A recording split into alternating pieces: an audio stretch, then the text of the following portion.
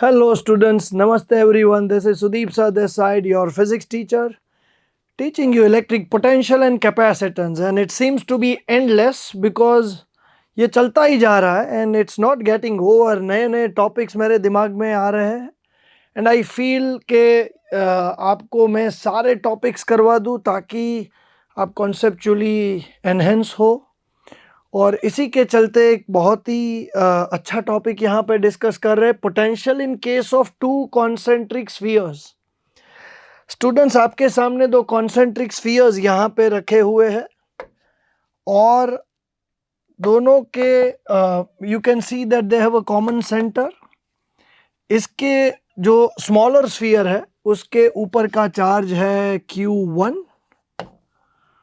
और उसका जो रेडियस है this one we call it R1, और जो बड़ा स्फीयर है उसके ऊपर का चार्ज है Q2 और उसका जो रेडियस है उसको बोलेंगे हम R2। अब ये जो टॉपिक है, अभी एज आई सेड प्रीवियसली, मैंने अपने प्रीवियस लेक्चर्स में भी बोला है कि हम इस स्टेज पे सारे डेरिवेशंस पॉजिटिव चार्ज को लेके ही करेंगे। तो यहाँ पर भी हम वही अज्यूम कर रहे हैं कि दोनों स्फीयर्स पे जो चार्ज है Q1 एंड Q2 वो पॉजिटिव चार्ज है। Fine. So considering both the spheres to be positively charged, चलिए देखते हैं कि दोनों के सरफेस के ऊपर कितना पोटेंशियल होगा।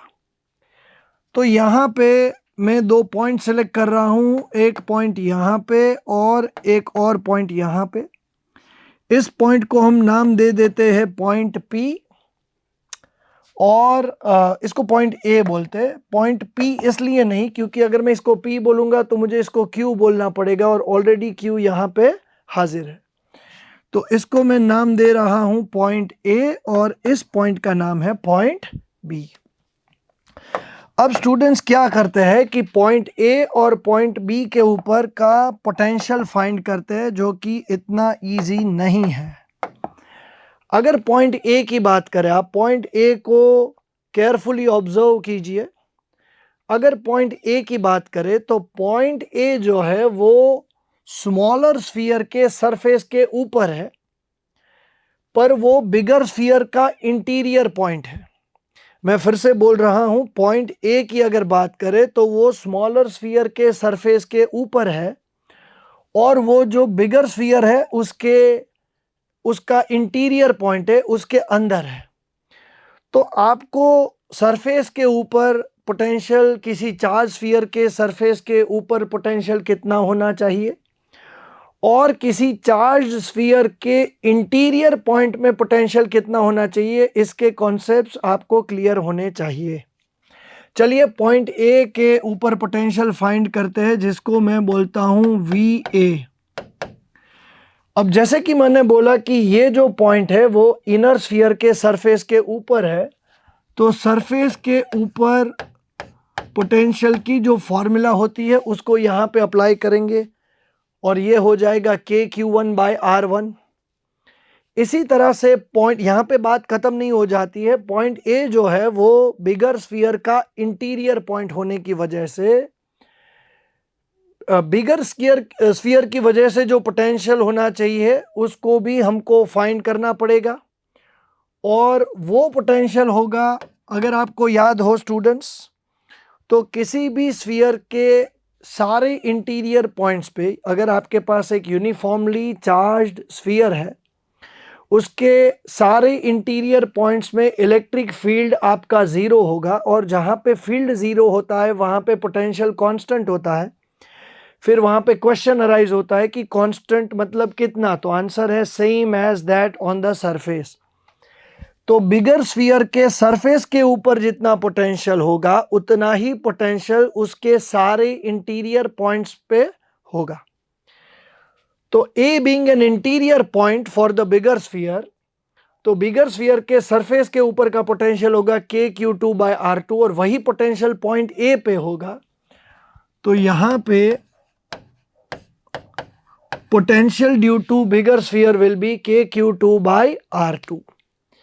स्टूडेंट्स, ये एक एक टर्म जो है वो किस तरह से, कौन से थॉट प्रोसेस के बाद यहाँ पे आई हुई है, ये आपको क्लियरली मालूम होना चाहिए। ओके, फिर से मैं एक बार बता देता हूं, ये जो पहली टर्म है वो पॉइंट ए के ऊपर का पोटेंशियल है because of the inner sphere, तो ये हो गया KQ1/R1।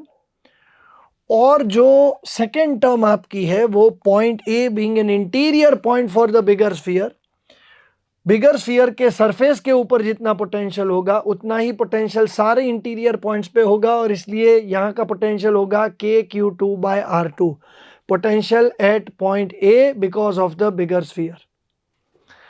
अब चलिए पॉइंट बी के ऊपर पोटेंशियल फाइंड करते हैं, पॉइंट बी के ऊपर। अब पॉइंट बी को आप केयरफुली ऑब्जर्व कीजिए। पॉइंट बी जो है वो एक एक्सटीरियर पॉइंट है इनर स्फीयर के लिए। पॉइंट बी के ऊपर पोटेंशियल इनर स्फीयर की वजह से भी होगा और आउटर स्फीयर की वजह से भी होगा। तो इनर स्फीयर की वजह से पॉइंट बी पे जो पोटेंशियल होगा बीइंग एन एक्सटीरियर पॉइंट, वो हो जाएगा KQ1/R2। स्टूडेंट्स, ये टर्म ऐसी होती है जहां पे मेजॉरिटी ऑफ द स्टूडेंट्स जो होते हैं वो मिस्टेक करते हैं। इसको मैं हाईलाइट कर रहा हूं यहां पे। अगर आप किसी एक्सटीरियर पॉइंट में किसी स्फीयर की वजह से पोटेंशियल को फाइंड करते हो तो फॉर्मूला है KQ/r। Q आपका स्फीयर के ऊपर का चार्ज है और स्मॉल r जो है वो आपका distance between the centre of the sphere and the point of interest. हम जो पोटेंशियल फाइंड कर रहे हैं वो because of the inner sphere find कर रहे हैं, तो यहाँ पे टर्म आएगी Q1, और जो स्मॉल r होगा वो होगा distance between the centre of the sphere and the point of interest, वो आपका हो जाएगा R2। चलिए अब पॉइंट बी के ऊपर बिगर स्फीयर की वजह से जो पोटेंशियल है उसको फाइंड करते हैं। और पॉइंट बी बिगर स्फीयर के सरफेस के ऊपर होने की वजह से वहां पे जो पोटेंशियल होगा वो होगा KQ2/R2, KQ2/R2। तो एज आई सेड स्टूडेंट्स, आपको हर एक टर्म का जस्टिफिकेशन होना चाहिए।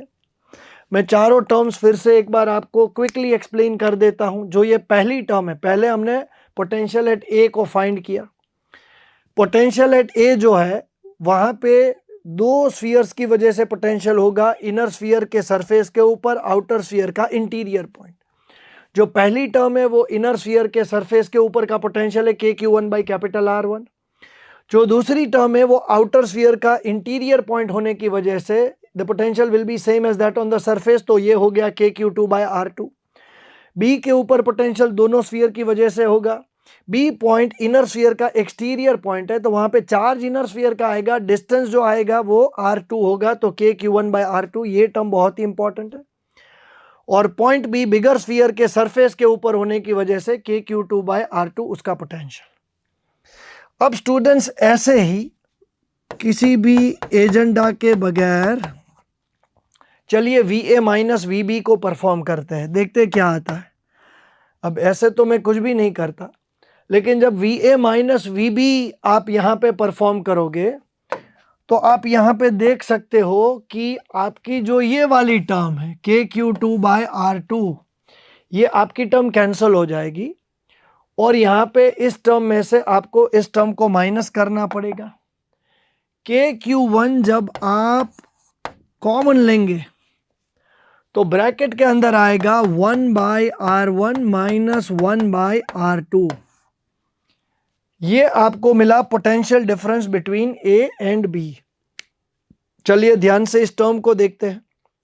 सबसे पहले तो आपकी R1 टर्म छोटी होने की वजह से आपकी ये वाली जो टर्म होगी वो बड़ी होगी, और बड़ी टर्म में से R2 being a bigger value, ये आपकी सेकेंड टर्म छोटी हो जाएगी। मतलब कि आप बड़ी टर्म में से छोटी टर्म को सब्ट्रैक्ट कर रहे हो, मतलब कि आपका जो स्क्वायर ब्रैकेट है वो आपका पॉजिटिव आएगा। तो सबसे पहले यहाँ पे मैं इसको हाईलाइट कर रहा हूँ कि आपका जो स्क्वायर, अच्छे से नहीं हुआ, सबसे पहले मैं इसको हाईलाइट कर रहा हूँ कि आपका ये जो ब्रैकेट है वो होगा पॉजिटिव। स्टूडेंट्स, K की वैल्यू तो 9 × 10⁻⁹ होने की वजह से पॉजिटिव ही होती है, और Q1 की अगर हम बात करें, दोनों चार्जेस हमारे पॉजिटिव थे, मतलब कि हमारा जो आंसर है VA minus VB, it turns out to be positive. और VA माइनस VB पॉजिटिव होने की वजह से आपका जो VA होगा वो VB से ग्रेटर होगा। तो students, we do not know कि Q1 की वैल्यू क्या है, Q2 की वैल्यू क्या है। हमको खाली ये मालूम है कि हमने दो कॉन्सेंट्रिक स्फीयर्स के ऊपर, दोनों के ऊपर कुछ पॉजिटिव चार्ज दिया है। Irrespective of the amount of positive charge that is given to both the spheres, यहां पे एक चीज फाइनल है कि इनर स्फीयर का पोटेंशियल ऑलवेज आउटर स्फीयर से ग्रेटर ही होगा। चाहे आप कितना भी चार्ज इनर स्फीयर को दीजिए या आउटर स्फीयर को दीजिए, एक चीज फाइनल है कि इनर स्फीयर का पोटेंशियल ऑलवेज हमेशा आउटर स्फीयर से ज्यादा ही होगा। इसका मतलब अगर मैं इन दोनों को कनेक्ट करता हूं, अगर मैं इन दोनों स्फीयर्स को कनेक्ट करता हूं, तो चार्ज जो होगा वो ऑलवेज इनर स्फीयर से आउटर स्फीयर की तरफ ही फ्लो होगा। स्टूडेंट्स, एक क्वेश्चन मैं आपको पूछता हूं, कितना चार्ज इनर स्फीयर से आउटर स्फीयर की तरफ फ्लो होगा? आप यहां पे पॉज करके सोचिए कि कितना चार्ज इनर स्फीयर से आउटर स्फीयर की तरफ फ्लो होगा। अब जैसे कि हमने यहां पे डिड्यूस किया है कि irrespective of the amount of charge you are giving to the two spheres, एक चीज फाइनल है कि चाहे इनर और आउटर स्फीयर्स के पास कितना ही चार्ज हो, इनर स्फीयर का पोटेंशियल आउटर स्फीयर से ज्यादा ही होगा। इसका मतलब इनर स्फीयर का पूरा चार्ज फ्लो होके आउटर स्फीयर पे आ जाएगा, और आना ही चाहिए। मैंने आपको बोला था कि एक कंडक्टिंग स्फीयर को अगर कोई भी चार्ज दिया जाए तो सारा चार्ज है वो charge resides on the outer surface of the sphere. जैसे ही आप इसको एक वायर से कनेक्ट करोगे, ये एक सिंगल बॉडी बन जाएगा और इसका जो पूरा चार्ज होगा वो आउटर स्फीयर पे आके रिसाइड करेगा। तो ये इसलिए बहुत ही इंपॉर्टेंट कॉन्सेप्ट है। सेकेंड थिंग, अगर मैं आपसे पूछूं कि इन दो स्फीयर्स के बीच में जो पोटेंशियल डिफरेंस है वो किन फैक्टर्स के ऊपर डिपेंड करता है और किन फैक्टर्स के ऊपर ये डिपेंड नहीं करता है, तो यहां से आपको मालूम पड़ेगा कि वो किन फैक्टर्स के ऊपर डिपेंड कर रहा है और किसके ऊपर डिपेंड नहीं कर रहा है। Depends on R1 radius of the inner sphere, R2 radius of the outer sphere, Q1 charge on the inner sphere, but it does not depend on charge on the outer sphere.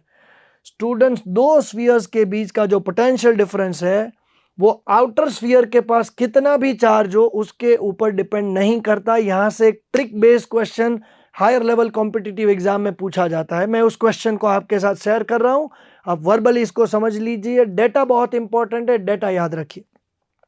Question कुछ ऐसा है, let there be two concentric spheres, the radius of the inner sphere is 3 centimeter, that of outer sphere is 5 centimeter. The charge given to inner sphere is 20 coulomb, the charge with the outer sphere is 50 coulomb. The potential difference between them is 50 volts. Okay, तो आपको दिया है 3 centimetre, 5 centimetre, 2 coulomb, 5 coulomb and 50 volts. अब आपको बोला जाएगा कि what will be the potential difference between the same two spheres if an additional charge of 3 coulomb is given to the outer sphere. The answer is 50 volts. It remains the same because your potential difference between the two spheres does not depend on the charge with the outer sphere. Outer sphere के पास कितना charge है उसके ऊपर ये value depend नहीं करती है। तो students, this is how it goes. और इसके बेसिस पे एक बहुत ही इंटरेस्टिंग चीज को स्टडी किया जाता है और वो है वेन डी ग्राफ जनरेटर। कई लोग इसको वन डे ग्राफ जनरेटर भी बोलते हैं, लेकिन it is Van de Graaff generator. And as the name tells us के ये एक जनरेटर है और it is a particle accelerator, sorry excuse me, it is a particle accelerator. और आपको मालूम होगा कि पार्टिकल एक्सेलरेटर का काम है जो न्यूक्लियर फिजिक्स में या एटॉमिक फिजिक्स में जो एक्सपेरिमेंट्स परफॉर्म करते हैं, वहाँ पे आपको रुथरफोर्ड्स अल्फा स्कैटरिंग एक्सपेरिमेंट, जो कि बहुत ही फेमस एक्सपेरिमेंट है, इस तरह के वो साइंटिस्ट क्या करते हैं, वो अलग अलग पार्टिकल्स को किसी टारगेट मतलब कि किसी एटम के ऊपर बम्बार्ड करते हैं और वो देखते हैं कि रिजल्ट क्या आता है। कई बार इसमें छोटा मोटा ब्लास्टिंग भी होता है, लेकिन it happens, trial and error पे ही सब कुछ चलता है। तो इसके लिए हमको पार्टिकल एक्सेलरेटर चाहिए। यहाँ पे मैंने आपके सामने एक particle accelerator Van de Graaff generator को उसका फिगर यहाँ पे तैयार करके रखा है। स्टूडेंट्स, इसकी जो कंस्ट्रक्शनल डिटेल्स है वो समझनी बहुत ज़रूरी है। इसका जो वर्किंग प्रिंसिपल है, वो जो हमने प्रीवियस स्लाइड में जो किया था, यही इसका वर्किंग प्रिंसिपल है। चलिए देखते हैं। वर्चुअली मैं इस डायग्राम को ड्रॉ करूंगा, आप यहाँ पे ध्यान रखिए। सबसे पहले यहाँ पे दो पुलीज होती है, तो कहीं पे तो लिखा होगा कि ये दोनों पुलीज है, नहीं लिखा है, लेकिन दीज आर टू पुलीज।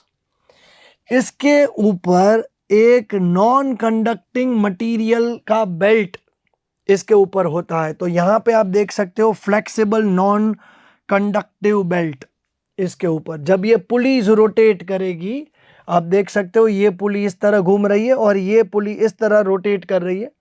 तो ये जो बेल्ट होगा, ये बेल्ट इस तरह से रोटेट करेगा। यहाँ पे आपको वो दिखाया गया। ओके, ये थोड़ा यूनिक केस है हमारा। तो यस, तो यहाँ पे आप देख सकते हो, मुझे एक ओके इस तरह का, पहली बार मैंने ब्लैक पेन का यूज किया है, यू ऑल नो दैट। तो इस तरह से ये बेल्ट होता है, वो यहाँ पे ऐसे घूमता है। अब यहाँ पे आप देख सकते हो कि ये कंडक्टर है, ये दोनों कॉन्सेंट्रिक स्फीयर्स का काम करेंगे। ये आपका इनर कंडक्टर हो गया, ये आपका आउटर कंडक्टर हो गया। ये तो एक इंसुलेटिंग स्टैंड है, इसमें हमको नहीं पढ़ना है। ओके, अब इस एक्सपेरिमेंट में ये जनरेटर कैसे काम करता है ये देखते हैं। यहां पे आप देख सकते हो कि एक कॉम्ब जैसी चीज है जो कि पॉइंटेड है और उसको positive terminal of the battery से कनेक्ट किया गया है। You can see positive negative, positive negative, the negative is grounded. एक बैटरी दोनों तरह से काम करती है। स्टूडेंट्स, मेरा प्रीवियस एक आध वीडियो आप याद कीजिए, जहां पे मैंने आपको बोला था charges always leak from the sharp edges, charges always leak from the pointed ends. तो इसी वजह से इस स्ट्रक्चर को पॉइंटेड बनाया गया है, ताकि जब इसके ऊपर चार्ज आए, और इसके ऊपर चार्ज कैसे आएगा मैं आपको बताता हूं। एक बैटरी दोनों तरफ से काम करती है, तो यहां से जो पॉजिटिव चार्ज है वो इस तरफ आएगा और ये पॉइंटेड होने की वजह से इसका स्प्रे होगा इस नॉन कंडक्टिंग बेल्ट के ऊपर। इसको नॉन कंडक्टिंग क्यों रखते हैं वो भी मैं आपको बताता हूं। अब जैसा कि मैंने बोला कि एक बैटरी दोनों साइड से काम करती है, तो ऐसा नहीं है कि खाली एक साइड से ही बैटरी काम करेगी। जैसे ही पॉजिटिव चार्ज यहाँ पे आएगा, equal amount of negative charge आपका अर्थ के अंदर भी जाएगा। तो यहाँ पे पॉजिटिव चार्ज का स्प्रे हो गया। उस पॉजिटिव चार्ज को लेके ये नॉन कंडक्टिंग बेल्ट यहाँ पे आया। अब यहाँ पे आप देख सकते हो कि ऐसा ही एक और पॉइंटेड स्ट्रक्चर है। अब ये किस तरह से काम करेगा मैं आपको यहाँ पे समझाता हूँ। जैसे कि ये आपकी जो ऊपर वाली पुली है वो है, और यहाँ से जो कंडक्टिंग आपका नॉन कंडक्टिंग बेल्ट है वो यहाँ से ऐसे आया। ये बेल्ट चार्ज को लेके यहाँ पे आता है। अब इतने सारे टीथ तो मैं नहीं दिखा सकता, लेकिन मैं क्या करूँगा, यहाँ पे आपको एक पॉइंटेड एंड, ओके, इस तरह का कोई स्ट्रक्चर आप अज्यूम कर लीजिए, और ये आप देख सकते हो इसको कनेक्ट किया है आउटर स्फीयर के साथ। बड़ा नहीं बनाना है तो छोटा भी बना सकते हो। अब क्या होगा, ये जो पॉजिटिव चार्ज यहां पे आया, ये पॉजिटिव चार्ज यहां पे नियरर एंड पे नेगेटिव इंड्यूस करेगा, और जो पॉजिटिव होगा वो फार्दर एंड पे जाएगा, और जो फार्दर एंड आप देख रहे हो, ओके, वो आपका बड़ा स्फीयर है। ओके, तो यहां से जो नेगेटिव चार्ज यहां पे आया, पॉजिटिव चार्ज आपका इस स्फीयर के ऊपर आ गया। द प्रोसेस गोज ऑन, ये प्रोसेस चलता रहेगा। ठीक है, अब ये जो नेगेटिव चार्ज यहां पे है, charges leak from the pointed ends. तो जैसे यहां पे पॉजिटिव चार्ज का स्प्रे हुआ था, स्प्रे ऐसे ही नहीं हुआ था, इसी तरह से हुआ था। Charges always leak from the sharp edges. तो जिस तरह से यहां पे स्प्रे हुआ था, उसी तरह से यहां पे नेगेटिव का स्प्रे होगा, इस पॉजिटिव चार्ज को वो न्यूट्रलाइज करेगा। इसलिए आप देख सकते हो कि बेल्ट का जो पिछला हिस्सा है वहां पे कोई भी पॉजिटिव चार्ज नहीं दिखाई दे रहा है। फाइन, और ये पॉजिटिव चार्ज गायब हो गया, ये नेगेटिव गायब हो गया, और यहां पे पॉजिटिव आ गया। तो स्टूडेंट्स इसको ऐसे ही समझ सकते हैं कि अल्टीमेटली क्या हो रहा है कि जो बैटरी से, ये क्या हुआ, अल्टीमेटली क्या हुआ कि क्या हुआ कि जो बैटरी से पॉजिटिव चार्ज निकला था, वही पॉजिटिव चार्ज इसके ऊपर स्प्रे हुआ। वो पॉजिटिव चार्ज ये बेल्ट लेके यहां पे आया, इस पॉजिटिव ने यहां पे नेगेटिव इंड्यूस किया, ये नेगेटिव का जो दूसरा पॉजिटिव चार्ज था, फ्री चार्जेस, वो यहां पे बड़े स्फीयर पे आ गए, और इस नेगेटिव का स्प्रे हुआ और ये पॉजिटिव गायब हो गया। मतलब इस बैटरी से जितना भी पॉजिटिव चार्ज निकल रहा है, वो सारा पॉजिटिव चार्ज है वो इस स्फीयर पे आ रहा है। अब यहां पे ऐसा मत सोचना सर अल्टीमेटली अगर इसी बैटरी का ये चार्ज है तो फिर इस बैटरी को डायरेक्टली कनेक्ट कर दो ना इस स्फीयर से, तो वो काम नहीं करेगा। क्यों काम नहीं करेगा वो? क्योंकि मान लीजिए ये 50 वोल्ट की बैटरी है, 50 वोल्ट तो डीसी में ज्यादा हो गया, लेकिन उसको 50 वोल्ट का कंसीडर कर लीजिए।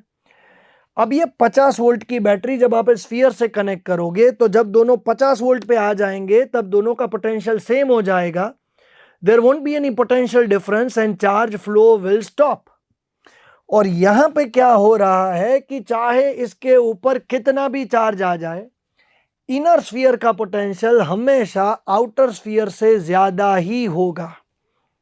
So it's a continuous process, जिसकी वजह से कंटिन्यूअसली इस स्फीयर के ऊपर नया नया चार्ज आता जाएगा, और फाइनली ये स्फीयर जब मिलियन वोल्ट्स पे पहुंच जाएगा, तब क्या होगा आप देख सकते हो। यहां पे एक आयन का सोर्स है, एक विंडो यहां पे है, उस आयन के सोर्स को उस विंडो से इजेक्ट किया जाता है, और यहां पे आप देख सकते हो टू द एक्सपेरिमेंटल एरिया, मतलब जो टारगेट होता है वो यहां पे रेडी होता है, डायरेक्टली इसको उस टारगेट पे बॉम्बार्ड किया जाता है, और वेन डी ग्राफ जनरेटर में इस तरह से मिलियन वोल्ट तक इसका पोटेंशियल को इसको रेज किया जाता है।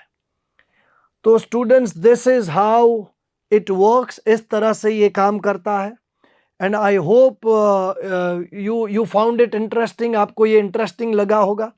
फाइन, ये सिलेबस में नहीं है, निकल गया है सिलेबस से, लेकिन as I said in my previous videos, I always feel that मुझे जितना भी आता है मैं आपको सब सिखा दूं, ताकि आपको कहीं ना कहीं ये यूज़फुल हो। इससे पहले की स्लाइड में जो वर्किंग प्रिंसिपल था वो तो बहुत ही इंपॉर्टेंट है, इससे अच्छे क्वेश्चंस बन जाएंगे आपके।